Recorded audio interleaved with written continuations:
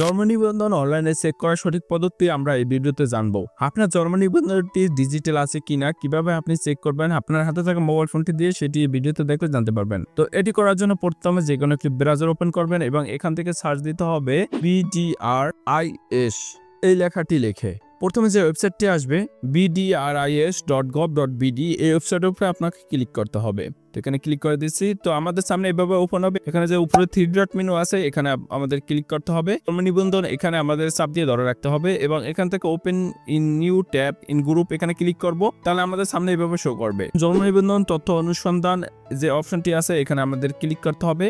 এখন birth registration number, আপনার যে জন্ম নিবন্ধন নাম্বারটি আছে 17 সংখ্যা, সেই জন্ম নিবন্ধন নাম্বারটি এখানে দিতে হবে। জন্ম নিবন্ধন নাম্বারটি লিখবেন এবং তারপর ডেট অফ বার্থটি দিতে হবে। প্রথমে দিতে হবে ইয়ার মানে জন্ম সালটি, তারপর দিতে হবে মাস, তারপর দিতে হবে ডেট। নিচে দেখুন একটি সংখ্যা আছে যে +47 + 11 কত হয়। আপনার ক্ষেত্রে অন্য একটি সংখ্যা থাকবে, আপনার যেই সংখ্যাটি থাকবে সেটি যোগ করে দেবেন এবং ফলাফলটি এখানে লিখে দেবেন। লেখার পর সার্চের উপরে ক্লিক করবেন, জন্ম নিবন্ধনটি আছে সেটি শো করবে এবং এখান থেকে আপনি সেলফ প্রিন্ট দিয়েও নিতে পারবেন। এভাবে কিন্তু খুব সহজে আপনার জন্ম নিবন্ধনটি ডিজিটাল কিনা সেটি চেক করতে পারবেন। এরকম টিপস পেতে অবশ্যই চ্যানেলটি সাবস্ক্রাইব করে পাশে থাকবেন।